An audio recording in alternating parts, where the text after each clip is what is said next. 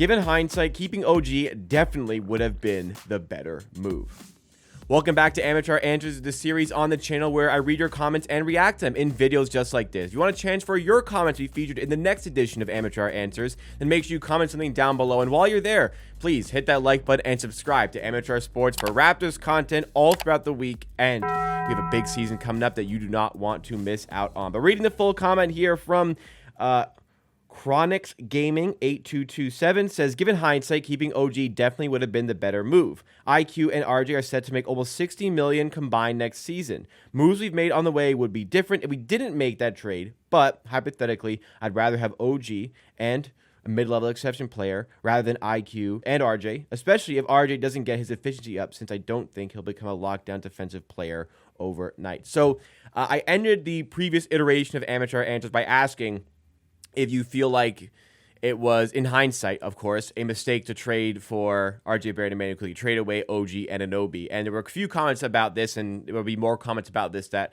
are up next, which you need to stay tuned for. But on this conversation in particular, at the time, I thought, okay, like OG's an expiring contract. We get Immanuel Quickley, who's ascending, getting better. RJ Barrett, you can gamble on, not a great contract, but you can gamble on him getting better, and he has gotten better.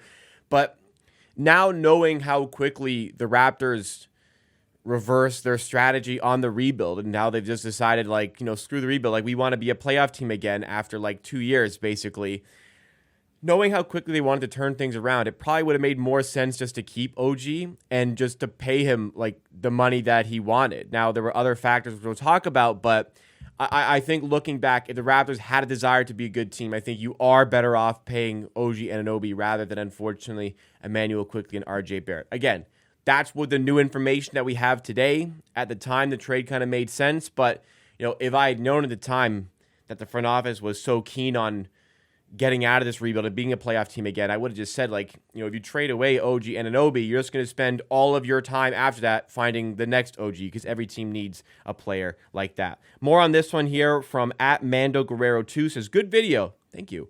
OG basically wanted a much bigger role and a massive bump in pay. He had to go, and $44 million is an overpay, as is IQ's $35 million. It's actually $32.5 million for IQ. Anyways, getting IQ and RJ was and is a good deal for the Raps so long as IQ can actually play 70-plus games this year. RJ has been busting his ass all summer and will continue to improve as he has each and every year since 2019. So a couple of things for me on this one. First of all, on the conversation of OG Anunoby wanting a bigger role, this has always confused me, because that was the reporting coming out that he wanted a bigger role. He wasn't happy with the Raptors.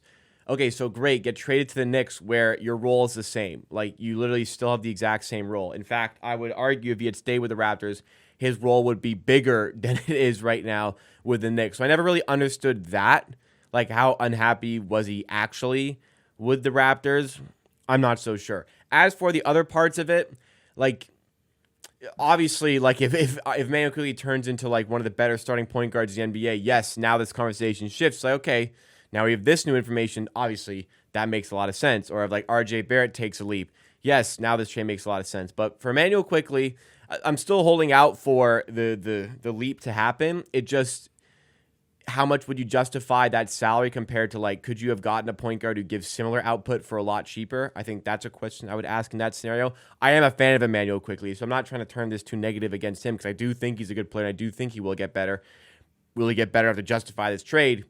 Different conversation. As for RJ Barrett, yes, he's getting better, but the things that need to be better, and I've talked about it a lot, are the shooting and the defense. And like the first comment said, that stuff's just not going to happen overnight. But hey, if they both get a lot better in the offseason, they improve on the key attributes to their game, this conversation we're having right now is totally different in regards to this OG Anunoby trade. So you're not wrong there. Before we go to the next comment, continuing this conversation, if you are enjoying so far, please make sure you've smashed that like button. And again, subscribe to the channel. We're on the road to 19,000 subs, hopefully 20,000 one day as well. You can help us get there, and you get great Raptors content in return. Next comment comes from Kyle Lowry, Raptors GOAT. Says, as for the OG trade, I still think it was the right move. If I recall correctly, there were multiple reports that OG didn't even want to play in Toronto anymore, which we kind of touched on. And 2024 was a contract year. The Raptors front office saw that the team wasn't performing up to expectations and traded him for two young, promising players and a couple picks. I don't recall it being 2 picks unless I'm wrong, but I recall it being the 31st overall pick. While also getting rid of Precious and Flynn, who are basically negative assets. They were expired. Yeah, I mean, they were kind of negative, I guess. I wouldn't really use that as stock for the trade. Anyways, he was going to be worth $36 million a year, and the front office didn't want to let him walk for nothing, like how they had just seen Fred do the previous offseason. Okay, so on this conversation, so there was, again, those reports that he was unhappy. You did, like, at the time, the trade seemed good. It's just that type of player is just so hard to come by, so important to a team. That's why I'm kind of looking back like, maybe we should have kept a hold of him. In terms of like the value you got out of a return, you got the 31st overall pick, what became the 31st overall pick at least, but it was the Pistons pick at the time. They were horrible, so it seemed like it was going to be the 31st overall pick. Anyways, you got 2 players who were young and getting better, especially Immanuel Quickley, who I think was the preferred player in the trade, and RJ was more so balancing out salaries there. You could, like, if we're truly nitpicking here, you could make a case we did New York a favor taking the RJ Barrett contract because they didn't really want to give it to him to begin with, and they weren't really keen on keeping him. But anyways, I do see the point on the free agency part, though. Like, if the Raptors had not traded OG and he had walked away in free agency as Fred VanVleet did, then, yeah, this conversation right now is I can't believe the front office was so stupid to let this get to free agency and let it get to this point. If there was any suspicion that he might have left in free agency, they should have traded him and seen what they could have gotten. Like, that's what I would have been like. So, yeah, I think it's fair to kind of check myself on that one and say he was a free agent. There were rumblings about him being unhappy. If he was going to leave in free agency, this was a pretty good move to keep him. I lean on the side that he wouldn't have left in free agency. But, again, it could have happened. And if it did, that would have been an utter disaster. So, it's tough to really gauge what I'm feeling here because that would have been bad. And it was right to trade him in that case. But I don't really... today, love the fact that we don't have OG anymore. Complicated situation. Give us your thoughts in the comments below. Next comment comes from @landl47. Or is that ENDL? Something. Whatever it is. The team hasn't played a game together yet. Wait until they start playing until passing judgment. So I really don't like this argument because it's like... your math homework is due in a week, so like you do it in a week, you just procrastinate on something that is like inevitable. It has to happen. Like you can pass judgment definitely on a way a roster looks. Like at what point does it become allowable to or not allowable to pass judgment? Can I look at the Washington Wizards and Brooklyn Nets this season and say those teams are going to be completely horrible? They're going to be 2 of the worst teams in the NBA. Can I look at the Utah Jazz and say that's going to be the worst team in the Western Conference this season? We haven't seen them play, so I can't pass judgment. Like, at what point are we not allowed to anymore? Because I think it's pretty fair to say the Jazz are going to be horrendous this season. Now, the Raptors are in a different spot here, but it seems pretty evident to me and many others that the fit with this roster doesn't really make a whole lot of sense. It's not. Don't really like using that. It doesn't make a lot of sense. It doesn't appear to be a very good fit where we're going to be getting the most out of the players that we have here. I think that's pretty obvious to say. And I think it's very fair to pass judgment on a team going into the season. But then if you're proven wrong or the team goes beyond their expectations or your expectations, have the mindset to be able to alter your opinion with the newfound evidence. I'm not going to say I always thought if they were like a top 5 seed, I'm not going to say I always thought they were going to be top 5 seed. They surpassed my expectations. I'm happy to be proven wrong, but I think it's fair to say going into the season, I'm wondering if this team is good enough to make the playoffs. I think they will, but I think it's a very real possibility they don't, and I'm very concerned about the fit overall with this group together. I don't think that's unfair to say going into the season. At Your Playing Rocks, as I have Rudy Gay vibes from Ingram. Let's hope not. A lot of shots not in flow of the offense. So I don't really agree with this. I think, first of all, Brandon Ingram is a better player than what Rudy Gay was when the Raptors got Rudy Gay. And that was a whole disaster situation quite some time ago now, honestly. Feeling old with how long ago that Rudy Gay situation was for the Raptors. But the issue with Rudy Gay was, if you're not privy to what was going on with the team at the time, the issue with Rudy Gay was everything ran through Rudy Gay. And once they got rid of Rudy Gay, the team got a lot better because it became a much more cohesive unit, and there was enough talent to push them over. Like guys like Kyle Lowry, DeMar DeRozan stepping up, of course, in the early stages of that era. And now I know what that era would become. But for Brandon Ingram, I think he's really underrated as a playmaker. I don't think that's talked about enough in his game. I'm not saying he's a fantastic one, but he's not a bad one. He's a fine one. And as far as like the flow in the offense, I guess we'll have to see. I have never really gotten those sorts of vibes out of Brandon Ingram. I think he's talented enough where sometimes he is given the green light in situations other players wouldn't be, but like when he's your best offensive player, you're going to give him those sorts of green lights. So I don't really agree with this one here, but I can see how one could come to that conclusion. Before we go into the next conversation for the video, another reminder here, we have a Discord. Check out the Amateur Sports Discord with a link in the description. Get involved with the conversation with some amazing members of the Raptors and Amateur Hour Sports community.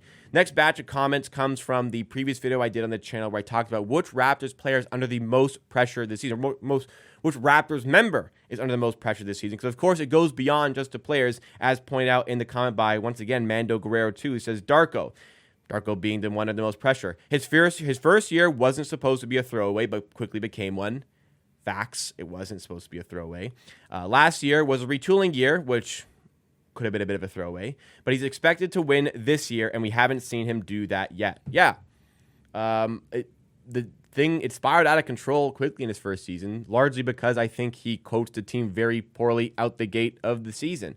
Last year, no, it wasn't great, and it was a bit of a throwaway year, but it wasn't like, Dark was pulling up any walls with this team and going past beyond expectations. In fact, I would say they were even worse than expected. We weren't expecting them to be good, and they still underwhelmed at the start of the season. So this year, yeah, the desire is to make the playoffs, and if they're a 10 seed or lower and they miss the playoffs, that's a huge indictment against Darko Rajakovic. I completely agree. We have the next comment here from @ScottSewell6475 says, Ingram, Barnes, and Barrett are who they are.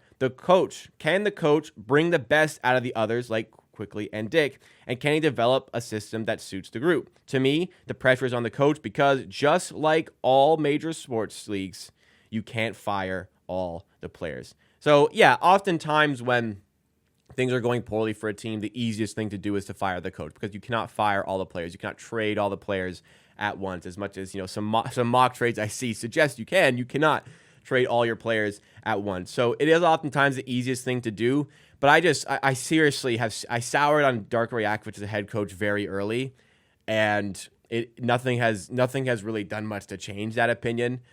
What has changed for me is the players seem to really buy into him, the players seem to really resonate with him, respect him, and like him. But from an actual basketball, strategic, tactical coaching standpoint, I have honestly really never been impressed with Darko.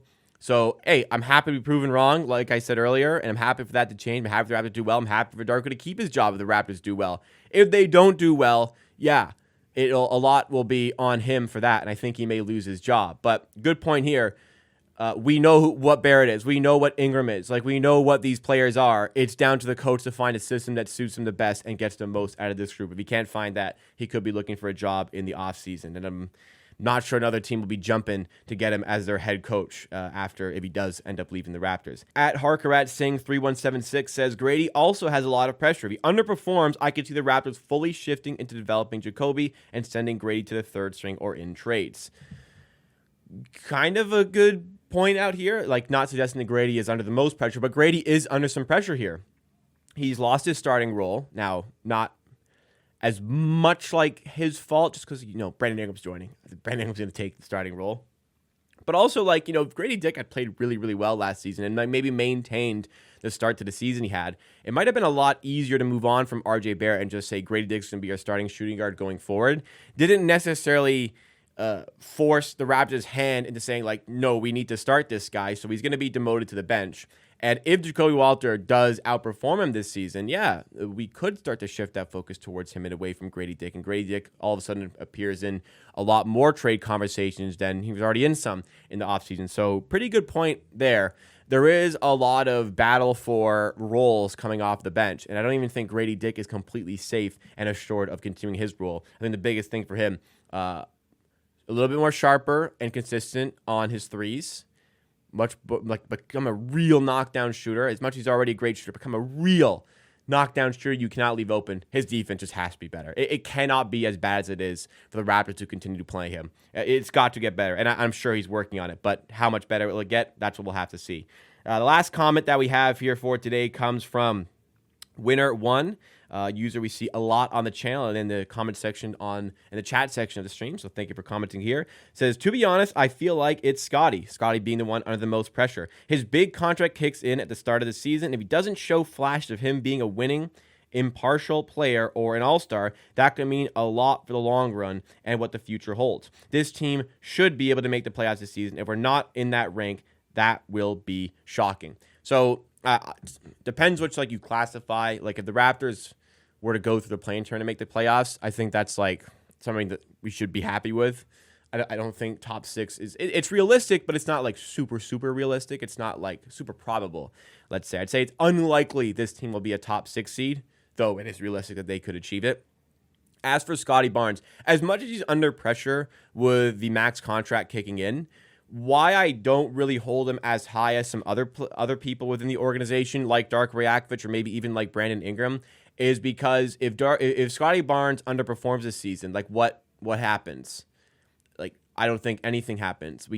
He's 4 more years on the max contract. You kind of just have to run it back with him next season. The situation doesn't really change. I don't think there's a drastic trade that happens where the Raptors trade away Scotty Barnes, because if he does have a down year, his value is lower. That's a really tough contract to trade. So I don't think you're getting a good trade of it. So if he has a bad year, I don't think he gets traded. I still think he's a major part of the Raptors going forward. So I actually don't as much as there's pressure from the media, and if he doesn't perform there, I don't think the situation changes a lot for Scotty Barnes, which is why he is under pressure. But to me, not in as much pressure as some of the other people, again, like I said, within the organization. But who do you think's under the most pressure?